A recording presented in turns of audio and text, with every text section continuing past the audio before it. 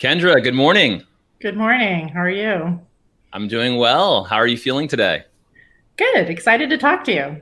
Yeah, me too. So for folks tuning in and watching, thank you for joining today's discussion. Today we are talking to Kendra Crook, Senior MBA Prep Coach at Management Leadership for Tomorrow. Super excited for this, Kendra. This is going to be awesome. Yes, I'm very excited. It's been a So long time since we chatted. it has been a lot, and I'm actually asking you questions this time around versus the other way around. So Oh no. it's just a little bit different.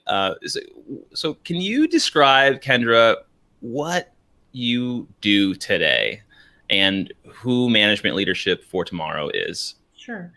So about 17 years ago, John Rice, who is our CEO and founder, was at Harvard Business School and realized, saw how much or how little diversity there was in his classroom and decided to do it as one of his big projects and did an analysis of what is keeping, African American and Latinx and Native Americans from going to business school. And out of that, came a plan to start a nonprofit organization called Management Leadership for Tomorrow. It started with the idea that diverse candidates needed help getting their applications together, understanding the process, needing the network, the encouragement to do it. And since that time, we've graduated 17 classes of people who got coached either directly by John Rice or by people like myself on the application process.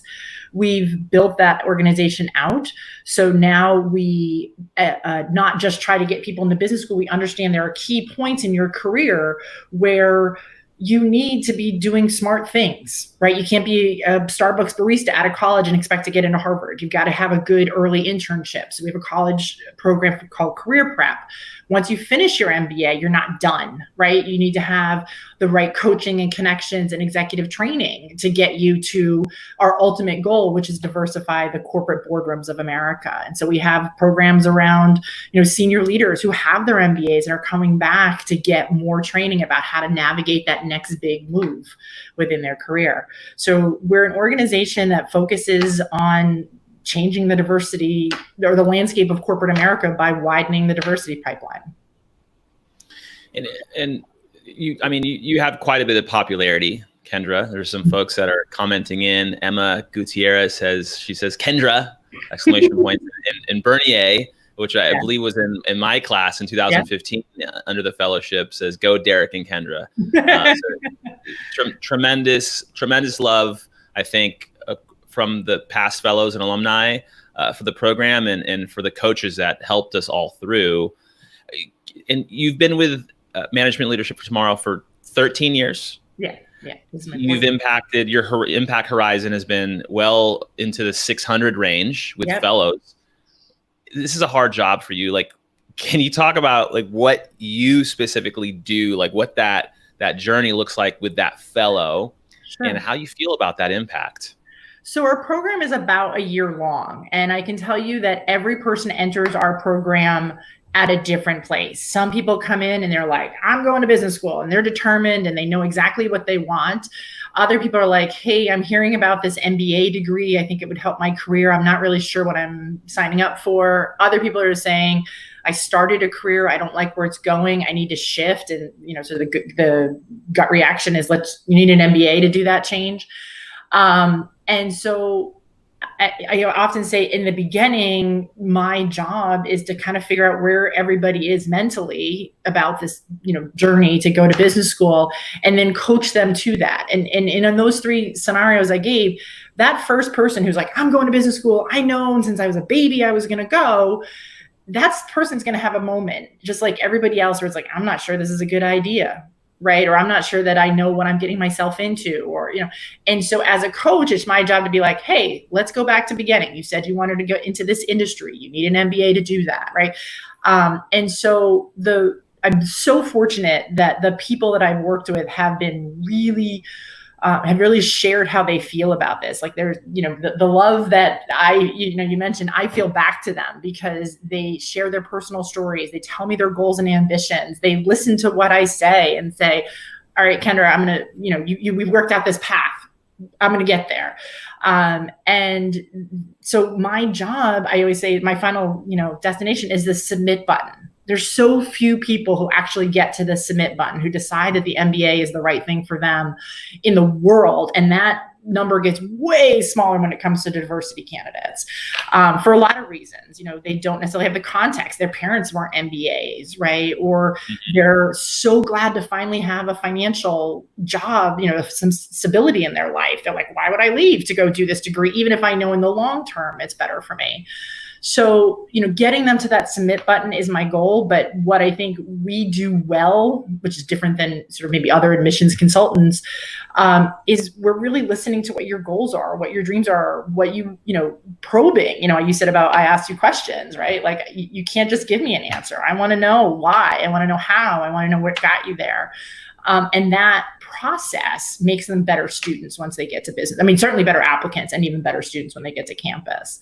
So it's incredibly rewarding work. And when I think of 600 fellows, it sounds like a lot, but I carry their stories with me all the time. You probably remember when I coach people, my most frequent phrase is, I had a fellow who, right? There's been somebody who's walked this step before you. Let me give them the reference point. Let's share their story. Let me introduce you to them. How many times do you get emails from people saying, Kendra Crook sent me to you, right? Can we talk?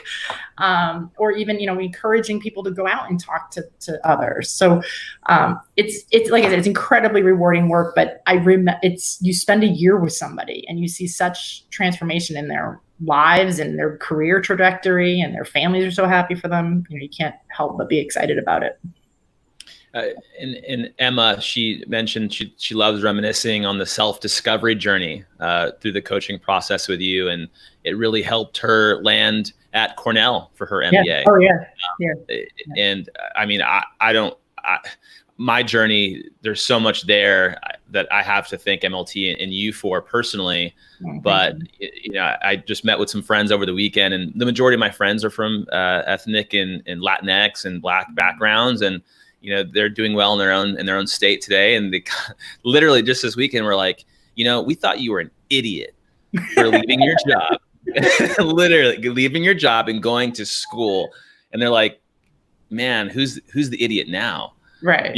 Like they're just so proud of where I'm at. And it's hard. And getting to that submit stage, I mean, that there's so much there. And we're going to dive into that, but love to learn a little bit more and express to folks that are listening and watching, just getting closer to the problem, Kendra. Okay. Some quick statistics on the website. 33% of the country, Black, Latinx, Native American. There's only 5% representation into these executive type roles in the Fortune 500. Like, what is the problem to you? I think there's a lot of problems, but I think the problem that we really target is we pick the MBA for a reason, right? We're not saying just go to graduate school, right? We're picking this specific degree because of the power that you have once that degree is in hand, the kind of change you can make. And so then being able to target that and say, after this, you have so much power. You're ready to change the world, right? To come in at a senior level and fix things. So I think there's a lot of people who don't have, like I said before, the context. They didn't grow up in MBA homes, right?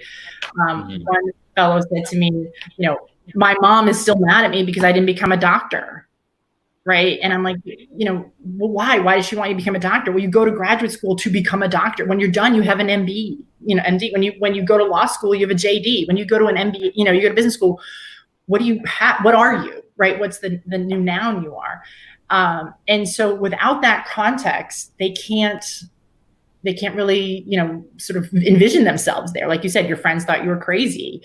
And so I feel like the number one problem is making people understand the power of the degree, right? What it can do for you, your family, your community, and making sure that nothing gets in your way to that. Right. Because unlike MBA, unlike law school or med school, if you don't get a law degree or a medical degree. They're not letting you go to patients, right? Oh, I want to be a doctor, but you can kind of work your way up in a chain without an MBA. But what our premise is that degree springboards you so much further along in your career. There's a recognition there. There's a training there that then makes you an agent of power. And that's why we want more of them. We want that multiplier effect. Well, and even so, kind of, going through the application process to be invited into the MBA Prep Fellowship. Right. That's a process. You have to take the GMAT exam. You have to have at the time it was at least a score of 500, which is pretty significant.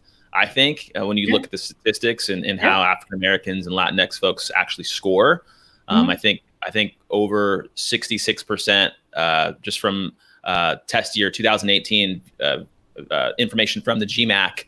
I think over 64% of African American candidates scored less than 500. Yeah. So you can't even come to the table if mentally you don't have what it takes, and the metrics aren't there. But there's programmatic ways to approach that later. Right. It's a tough process. How have you seen fellows, over the course of your 13-year time period here? How have you seen them change in terms of the new classes coming in? Their equipped mindset? Has there been change or evolutions there? Right. Well, there's been a lot that's changed. They're interested in industries that didn't exist 13 years ago. I mean, that's one of the great benefits of my job is I get to learn about industries I wouldn't have access to before. So there, and I'm talking about things that are not, hey, I figured out a way to make a lot of money, but I figured out a way to change my community, right? I want to be involved in fintech. I want to serve the unbanked, right? I want to have real estate development, in different geographies, things like that. So that's a big change. I think the second part of it is that, I'll say that parents, family structure, support system, even, you referenced your friends before. I think there's a little bit more of an acknowledgement that this degree is worthwhile, or they've heard of some of these schools that they're going after. So that's changed a bit. And I think fellows, the ones who don't have that, like their parents are like, why are you quitting this job? I just had a fellow who took the GMAT over the weekend, and she couldn't let her parents drive her to the test because the whole way to the test, they're like, why are you putting yourself through this stress? Right? Why this is not good for you. And when she did better and she was excited about it, but she knew she had to take the test again, she came home and her family's like, you're not done yet. Right? Like they don't have a concept. So she found network in our fellows, right? That's another thing I think about how my coaching has changed over the years, right? When I started this, I knew physically how to get you to the submit button, but now I have 600 fellows. Like I said, I'm like, hey, go talk to Derek. He's done this before, or he has a similar personal background that you have. And so they're very ready and willing and able to do that. And that's a whole nother level of support system to get them through this. And I think that they're more solid on what they want. They're open to the experience. They've heard from other fellows, like, listen, it's not so much listen to Kendra do what she says, which is always sweet when you hear that, but it's more, I never would have even known about this industry, right? Or I thought consulting was something totally different. And now I've really talked to people who've done it, and now I can imagine myself there, right? They're open to those conversations, where in those early years, I feel like they were kind of still doing it on their own. They were in their homes working with me, and it wasn't really reaching out across. But we've really built this wonderful network. As I like to say, I can't wait for our MLTers, to run the world, because it's going to be a much better place.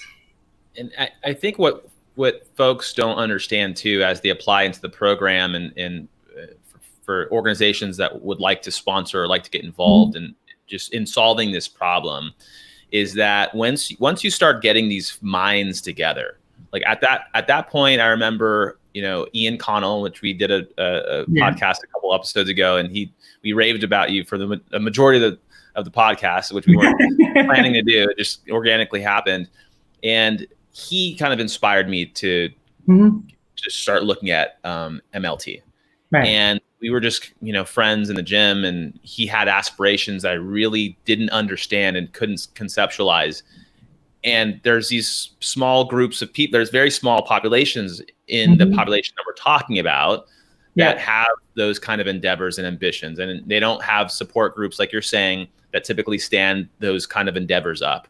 But when you join the program, you're immediately immersed into a grouping of people that are just like you, that have endeavors, that have dreams and ambitions and driven. Maybe everything isn't perfectly lined out, but they have a belief. And being around those people, it's so invigorating and inspirational, and it demands that you put more into it.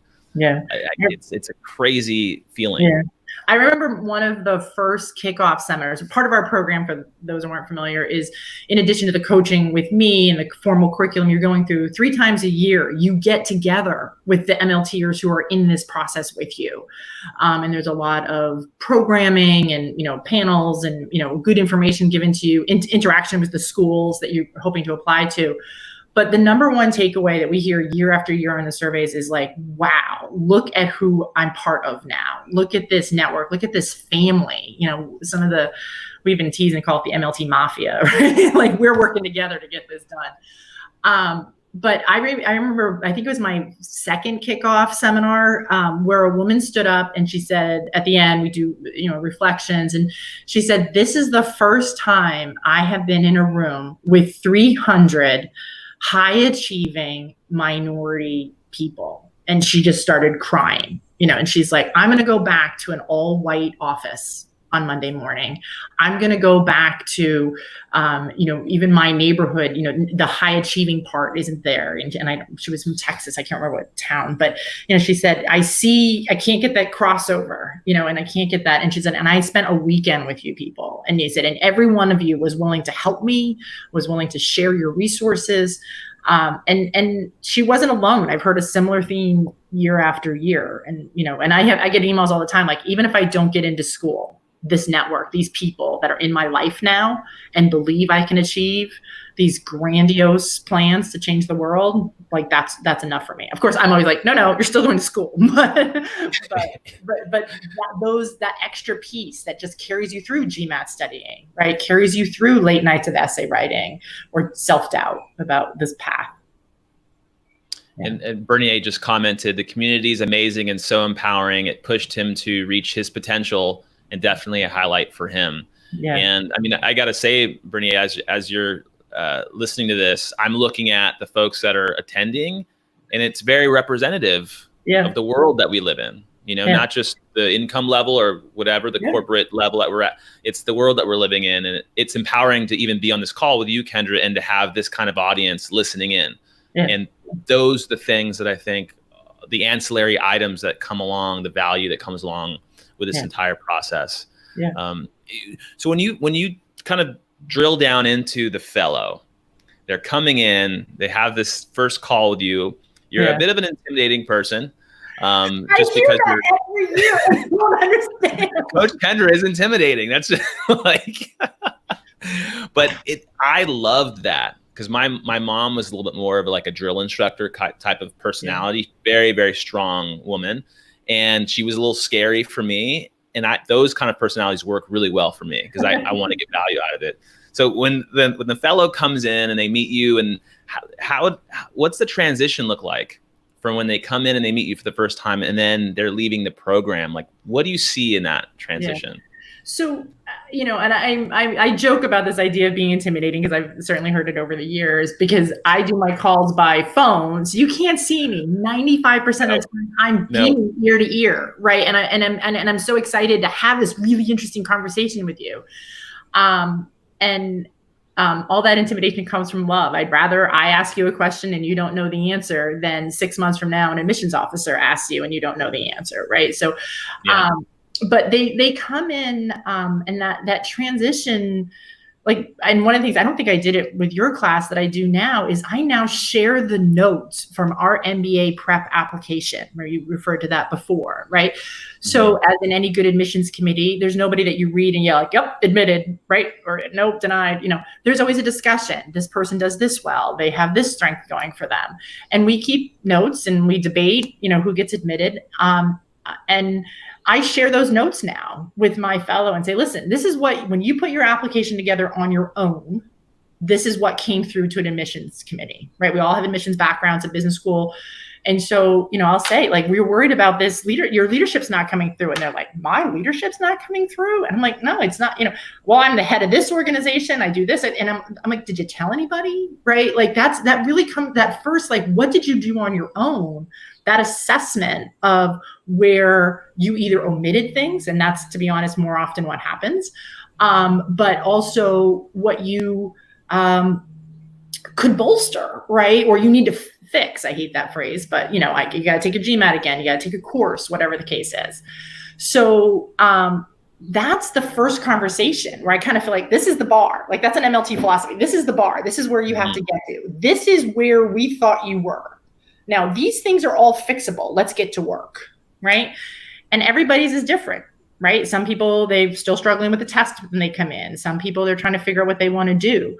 So I always say from March, which is when we usually have our first coach call, to September, what I'm doing is a combination of teaching the process, right? What do you need to do? What do you need to present to the schools, right? Self-reflection, and meeting them where they are. And, some people I give a kick in the butt, and some people I'm cheering loudly from the sidelines because that's what they need.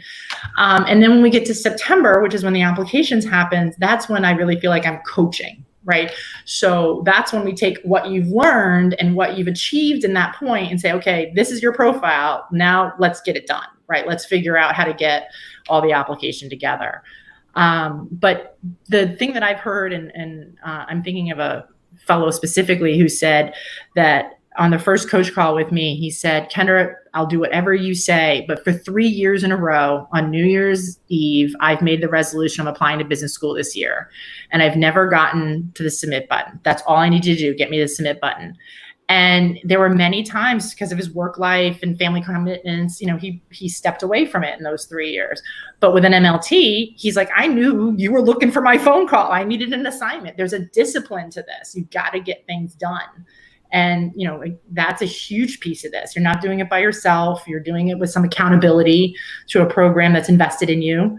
And, that's why we're successful, because we get so many people to that final destination.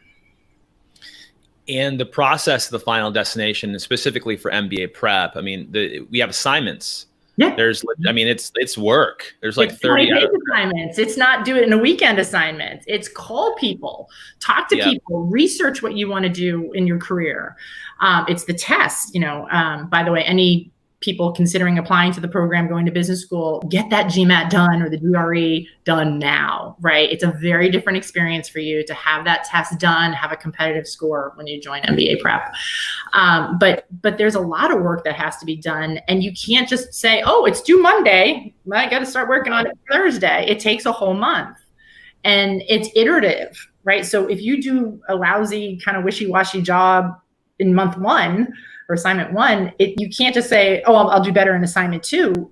You're now on a wishy-washy kind of weak foundation. You got to catch up. You got to do the work. There's no skimping, right? And that's how, a lot of people, they're better prepared for when they get to that first day of school, right? Because they've done all that work in advance.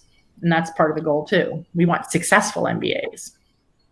I can totally comment on that, because from the time that you start taking the GMAT, I started 6 months or so before I applied to MBA Prep. Mm-hmm.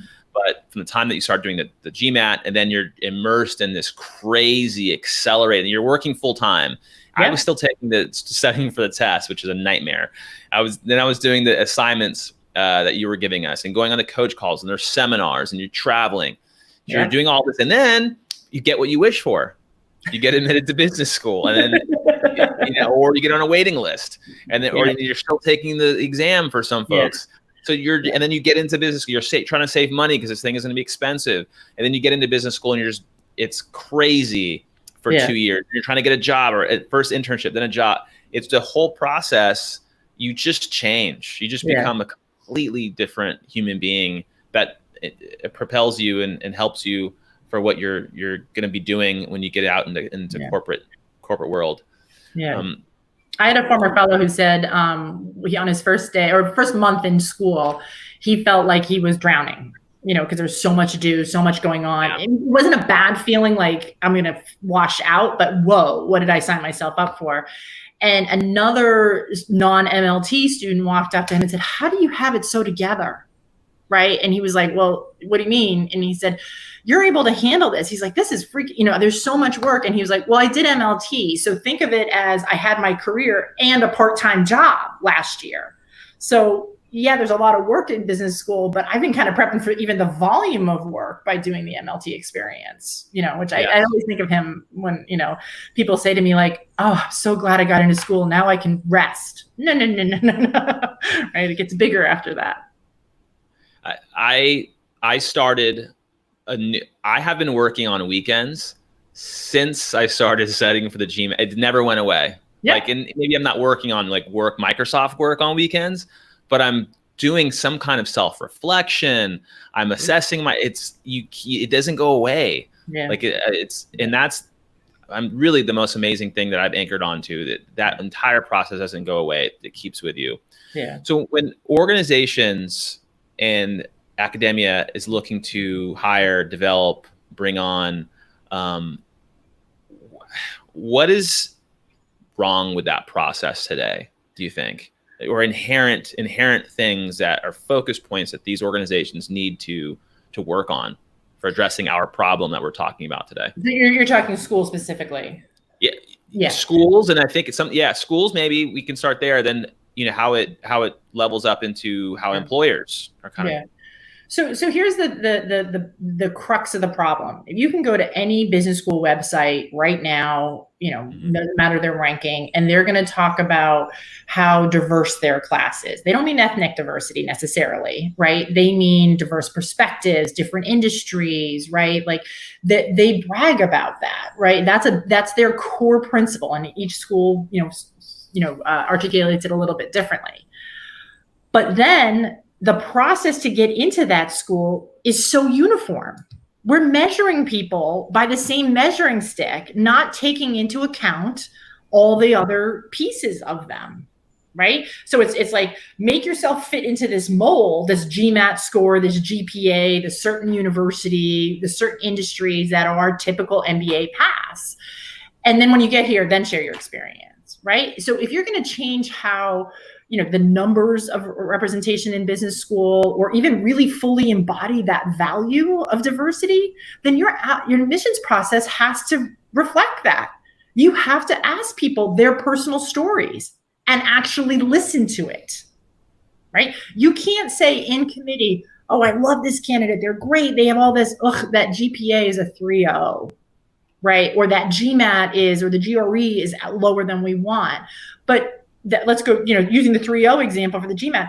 Oh, but this person worked 3 jobs because they were providing for their family, or they didn't have tuition. They're not a trust fund baby, right? Or, then you have to look at that and say, if I'm going to value that experience, I have to value what that data point is in their application. I have people who I'll say, listen, your GPA is a little outside the ranges of, the schools you're looking at. And they're like, Kendra, I'm damn proud of that GPA. You know what I did to get those grades? How to pay for tuition, right? And so I feel like that's the inherent process, right? If you're going to judge people by the same stick, that's assuming, by the same measuring stick, that's assuming that they've all had the same experience, but yet you want them to be diverse. Like, that doesn't match. So, and we've seen it. There have been schools that have changed their application to add in additional, like an optional essay where they say, give us more about your personal background. Tell us more. And so they've gotten, fellows react to that and say, hey, this school's actually listening to me, right? It doesn't always play out in the decision, but I think it's better, right? And just when you're talking about GPAs, just some quick, this is again some data from GMAC. 15% and this is focused on African Americans just because this is kind of where I was doing the majority of my research. 15% report GPA above 3.6. That looks like 36% for non-underrepresented groups. Mm-hmm. So, and then we talked again about 64% of that community getting less than a 500 on the GMAT. So you have these metrics, these criteria for getting into these schools where right off the bat, the population halves, more than half in some of these cases.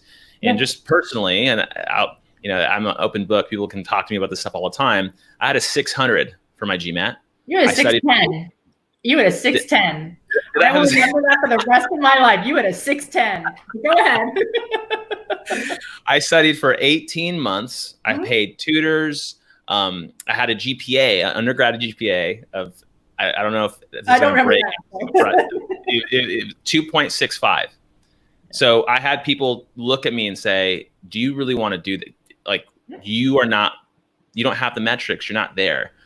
But that grit, and I think that desire, and having people like yourself, people in the program believing, and there's an openness to that kind of culture of accepting people that really have that desire to do things. I think the quick story, my tutor at Target Test Prep, I think you guys had a partnership with Target Test Prep at the time. He knew Wendy Weiss. I'm not sure if Wendy's still there. Yeah. And I'm like, almost crying to this guy, like, man, how am I I can't improve my GMAT anymore. I've been studying for 18 months. Like, this is it. I have 1 month left. What can I do? And he's like, maybe you should email Wendy. I know her well. Just here's her email address. Don't tell her who gave it to you. So I email her, and I wrote up this white paper, why me for you, for MLT, and just put so much work into it. I got into the program. I think I was waitlisted, and then I got in, and then I ended up, buying Wendy a beer at the end of the process. But like, that is a microcosm of the problem. Like that, like your organization knows how to deal with that problem. So they were inviting people that were willing to move past it. But when you think about these big universities, like, how do they change that fundamentally? I think they have to look at their own successes. So, you went to Texas, right? I still talk when we were at Texas last spring. Somebody walked up to me, one of the admissions officers, and said, hey, Derek Russell is yours, right? And I was like, yeah. Oh, we love Derek, blah, blah, blah.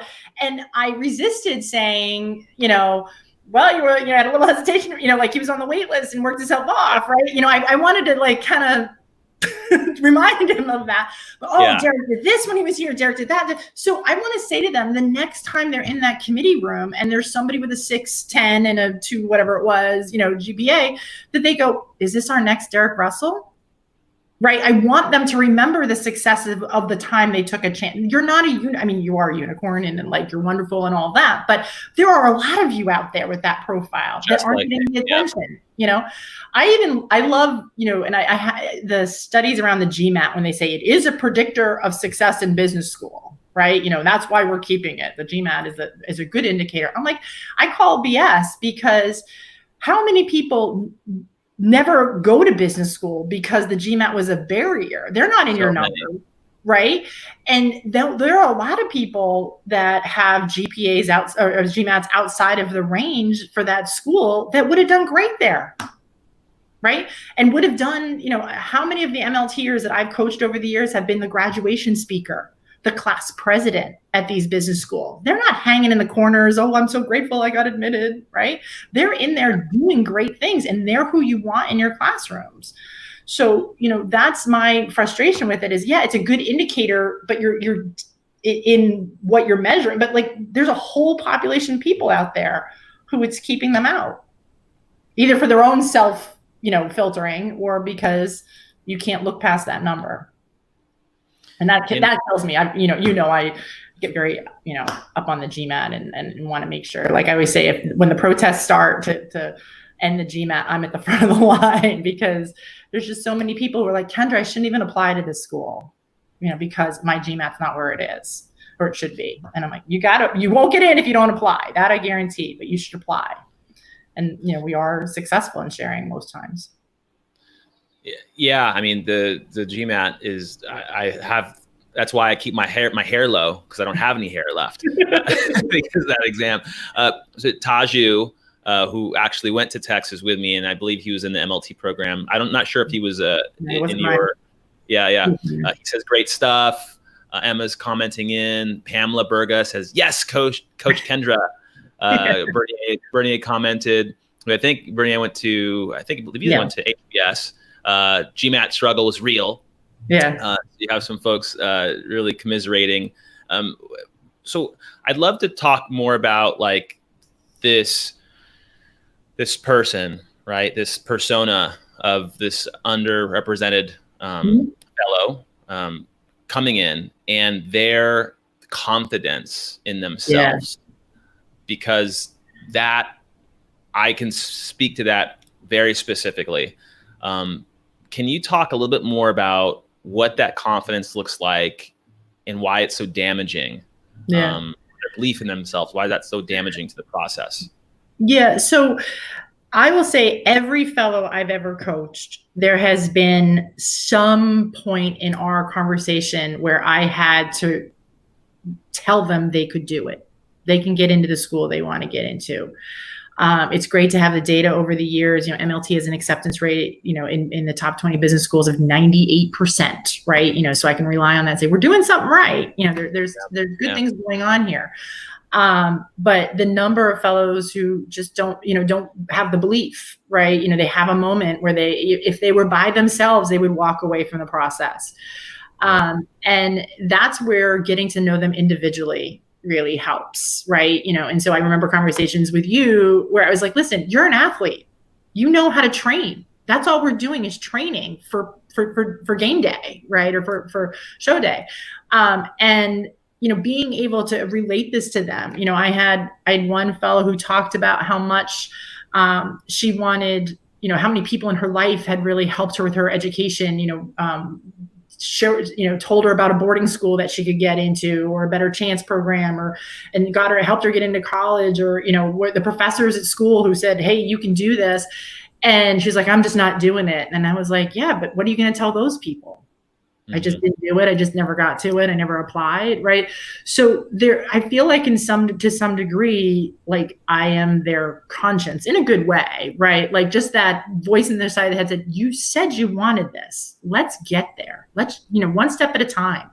Right. And that's, again, I think a big part of this program. There aren't there's other admissions consultants you could hire, right. And they charge a lot, and, they're happy to work with you, but I don't think that they all have that personal connection of doing a formed curriculum where we ask you tough questions. What are you passionate about? What's the fuel behind that passion? What's the juice? What are the gifts that you have? What's your personal story? Right. And somebody who is committed, I hope you remember, but how excited I was when you got it accepted to school. Right. Yes. And as I recall, there was an engagement was right around that same time. Yes. And I'm excited for the engagement, but way more excited for business school, right? Yeah. And my kids, who have grown up with me doing this, my son was an infant when I started coaching MBA Prep. Like they see me dancing in the kitchen, they're like, GMAT or admitted, right? Like they know that I'm just so excited for them, and they are as well, because they hear your stories and they get to know it through there. So I feel like there's that commitment. So if for whatever reason you can't do MBA prep, or, you're kind of pulling things together, now to apply this year, and it's too late for this year for us, find those people in your life who are going to remind you while you're doing it, right? And what you can commit to, because that's a huge differentiator, especially in the minority to diversity community. I very specifically remember going into a tech panel at UT McCombs in Austin, and there were 5 people up in the tech panel. I believe they were second years. I was a first year incoming MBA student, and there was someone that had interned at Adobe. All folks that had gotten full-time offers, by the way, for the next year. It was like Adobe, I think it was Amazon, it was VMware, all tech, and then finally it was a woman from Microsoft, and I just literally remember sitting in that chair and thinking to myself, like, what am I doing here? and I specifically, I remember it resonating on Microsoft, because that to me seemed like the biggest, like, there's no way that I could even be in the room with this woman. Like, she must be freaking brilliant. Like, just, I'm not on her level. I don't belong here. It was a terrible, and I had that feeling for months, if not at least a quarter, from that specific session. Like, I'm in the room with people who work for Microsoft, and now here I am working at Microsoft. So it's like, that mindset is so critical. And I don't know what helped me through that. I think it was the school. I think I was in the consortium. So the consortium is another program that helps these underrepresented groups kind of move along, and having those people around me that looked like me, that thought like me, that came from similar backgrounds, who had the scrappiness. Emma mentioned scrappiness. I forgot about that word. That community really helped me. Yeah, I think I hear that a lot. I do keep in touch with my former fellows, and I had people who were like, Kendra, this is every day I'm worried about. I had one woman, she was a rock star fellow, right? She had great undergrad, great career. She literally like kicked her roommates out of their apartment on nights that she had coach calls, so there was no chance that she was going to be interrupted. And she printed out, she was just on top of everything. She got into every school that she applied to. And when she, I reached out to her at Thanksgiving when she'd started off to school, she's like, Kendra, I don't think I can do this. I'm like, oh, no, you are a rock star. You deserve to be in that room more than probably 95% of the people in there. Like, I have no doubt. And she's like, I have a lot of doubt. And she ended up like pulling a community together at her school of other people who felt that way, and just kind of worked through it. And I was like, I don't care if I have to email you every week to tell you you are a rock star. You deserve to be in that room. She's like, are you sure? I'm like, I've been, I've seen those rooms. I've been in those conversations. You deserve to be there. But that's why it's so, even, for you who you maybe thought, well, I don't deserve, like, how does, that's a huge thing I'd love to eradicate, in the thinking of fellows. And I think the only way I'm able to do that is to connect you guys together, and say, let's find, you need to talk to so-and-so. And I think that helps. And also, I think part of the reason you were successful and able to get past that was you picked a school that was right for you. Yeah. Right. A school that culturally matched who you are. It was, it's not based on ranking, right? It's not, it's based on the fact, like, they have the structures, the coursework, the support, the culture that I need to get me where I'm going to go. Right. And so you're not sitting there going, wait a minute, I'm all by myself.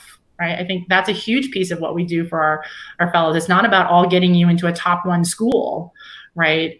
It's about finding the right school for you and being very excited for you, and being committed to helping you at that school. I think that's a huge piece of it. I remember telling you that I was, or maybe you suggested Austin. I kind of mentioned it as like hey, I heard about this place called Austin. I'm from California. I haven't traveled much. It's so ignorant. And I'm like, yeah, maybe I should maybe I should check it out. And you're like, you kind of flipped out and you're like, Austin's amazing. Like, the music's incredible. Have great food. The school's great. There's the tech hub there. Yeah. And I just remember this twinkle in my eye. Like, it felt special all of a sudden. That's where we concentrated our efforts on.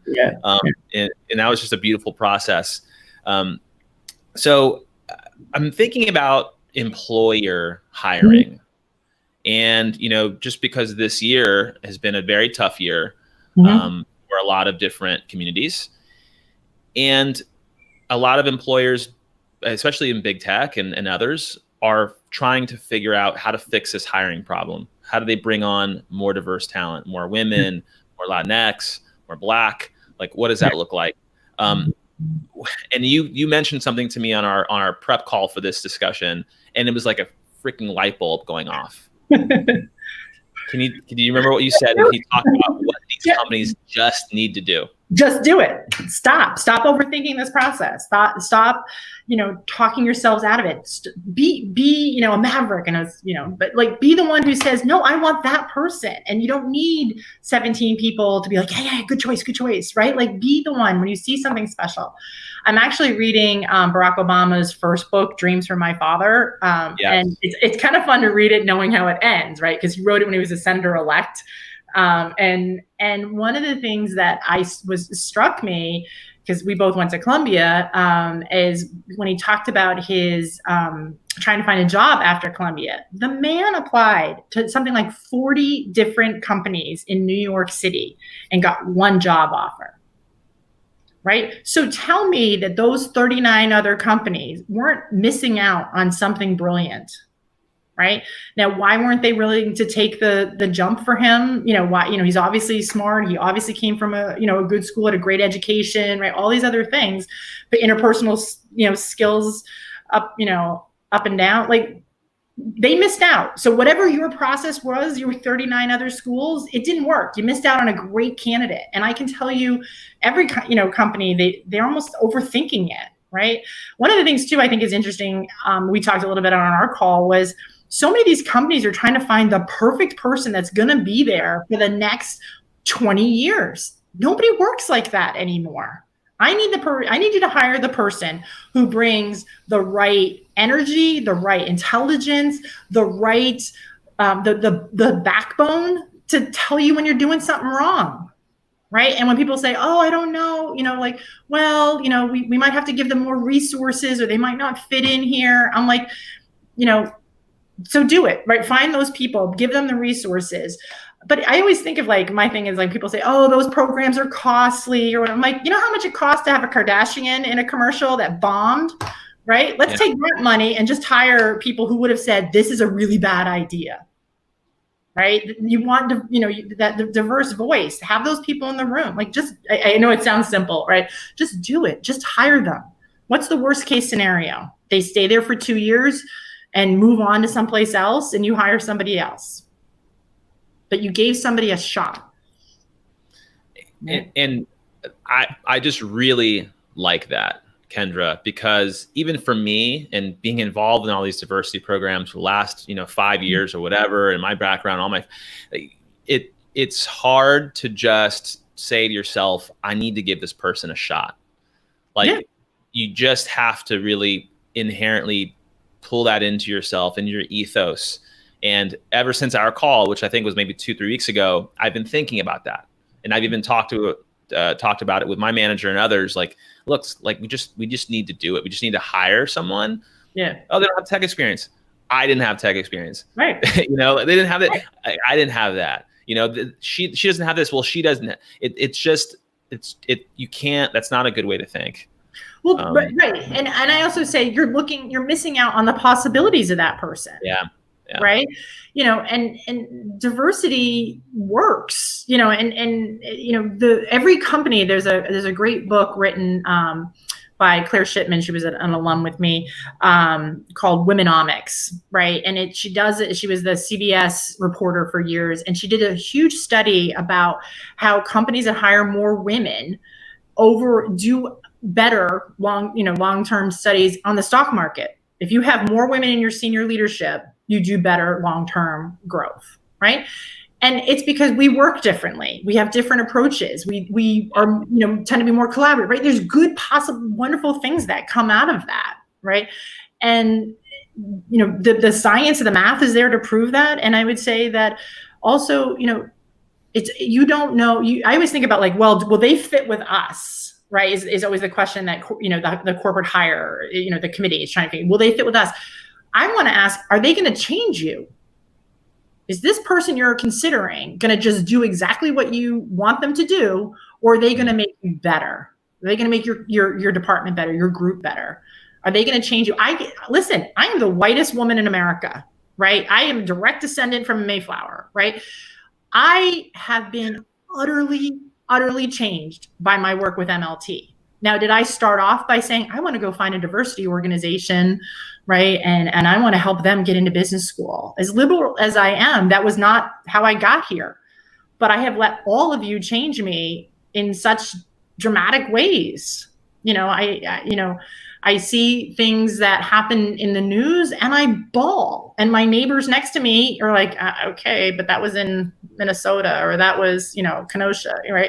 And I'm like, no. And let me tell you, for all the people out there, anybody comes after one of my MLT fellows, you're not going to rewrite them about how they were, they were violent or they're this. I have their essays. I have their assignments of every fellow I've ever worked with. And I'm going to be on the news nationally talking about who this person really was, because you're all people to me, but you're people that have changed me and made me so much more appreciative of, what we can achieve, right, going forward. These industries that, like, for example, I was actually prepping for this call, one of my former fellows just started the HBS Black Investment Club because he was trying to fight the resistance. He was like, I'm at HBS and people, my friends who are so talented and so qualified are not getting into VCs and private equity. How is that possible? Right? He managed to get in, and he's like, he's not only opening the door, he's changing the structure. He's creating this subway, the system for them, and we have to look beyond just, that one story. One of my fellows did the McKinsey analysis of how African Americans are being affected by coronavirus, right? Like we need more people who are smart, educated, scrappy, going in and changing what came before them. Even one of my fellows was the person who did the name pronunciation on LinkedIn. If you've seen that new feature, I saw that. I'm going to try to have him on the podcast for sure. Tell Joseph I sent you. Yes, but that was something that he talked about as an MLT, or not that specific feature, but like, why is it that hard? And you know what? When you read his interviews, when you're prepping for it, you'll see he says, I walked into a boss and said, this is something that's always kind of bugged me. Can I do this? Can I make this? Like, give me a couple of weeks, a couple of months, whatever it was. Let me see if I can roll. And LinkedIn, do you see the press about it? People are talking about it. It's on Twitter, right? Right? It was, and as they said, it wasn't that hard. He's in his interviews, he's like, it's not that hard, right? Like, it was, but how inclusive did that just make LinkedIn? Yeah, I got on a call with someone from our Blacks at Microsoft group. We're doing a BAM. It's called BAM podcast series about learning more about what BAM is. It's an employer resource group, and I couldn't pronounce her name. I think it was Elisa, and I immediately went to LinkedIn to look at the pronunciation bar. She hadn't stood it up yet on her account, and then I went back and I'm like, hey, I don't know how to pronounce your name. I just went to LinkedIn, and you don't have your profile set up to show it. And she kind of laughed and said, I need to get on that right now. That's just a little, and that's true of, so many of the things that, that are easy enough to fix. My first thing on my coach call, you asked about a coach, my first coach call, half of my fellows, I'm like, all right, I'm going to start off with an embarrassing question for me. How do you pronounce your name? Right. And because some of these names are, much longer. They're like, oh, call me this. I'm like, no, what's your name? Right. Like, I want to know how to do it. And I have to put a little pronunciation guide for myself in my notes so that I can do it, because I can't brag about you if I can't say your name. Right. So absolutely. So Kendra, how do we, and I know we only have about 7 minutes left, but how do we scale what you're doing and what MLT is doing? How do we make it bigger? Well, it's just about, there's two ways. One is how you and my former fellows out there can do it, is you need to walk up to that African American, Latinx, Native American in your company who you feel impressed by, or you had a moment of like, wow, they get it. They know what they're doing. And you need to walk up to them and say, have you thought about your MBA? Right. And you need to talk to them about what it did for you. And you need to tell them what that degree does.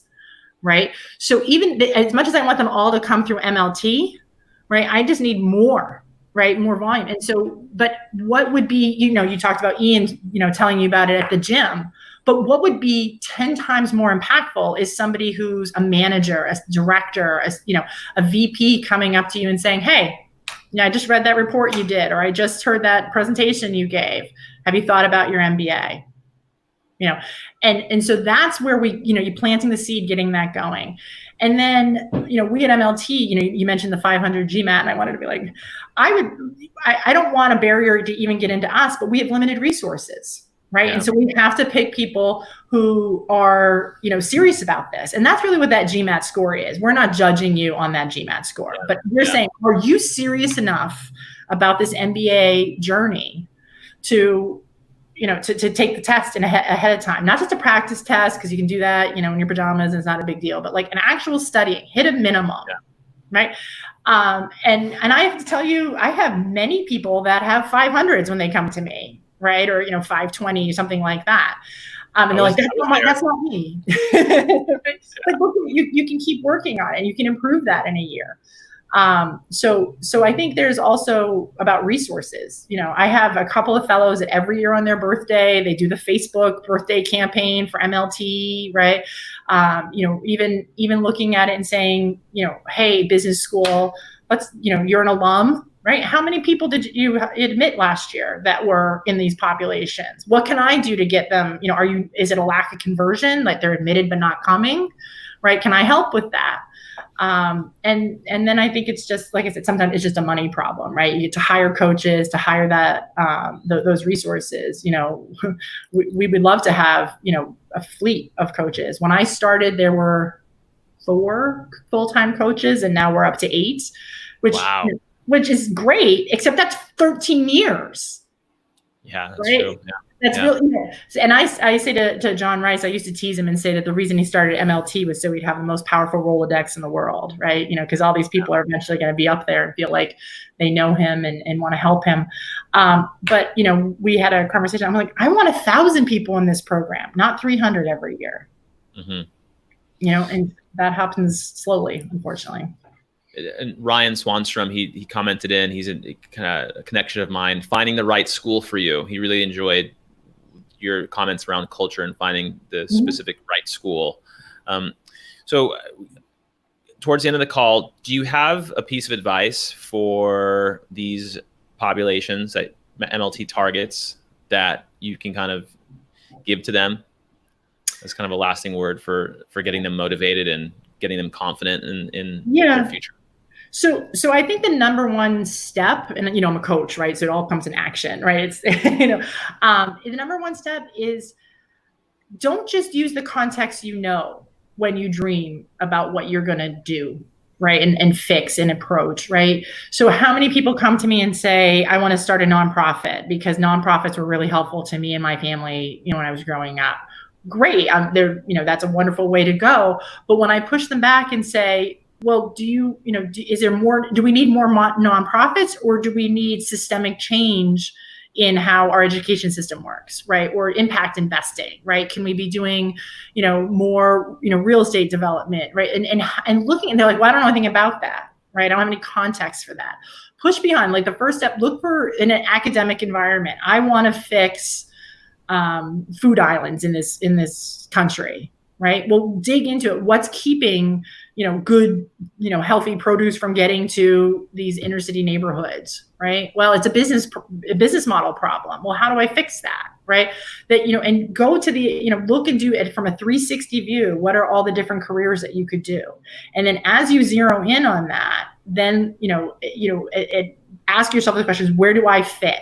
Right? Where does the MBA come in? How do I prepare myself for the MBA? Because we're going to need people at the top of the ladder making these changes.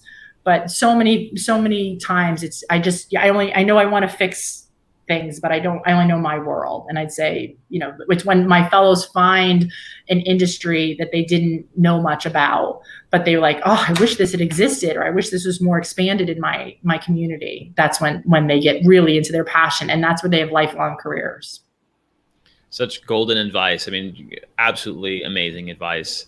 And I need to send some of that advice to some people in my family, actually, who I think need to take a similar course of action. So very last question. I asked this question of all my guests. If you had 7 days to execute on some project or something, and you had unlimited resources for those 7 days, what would you focus on?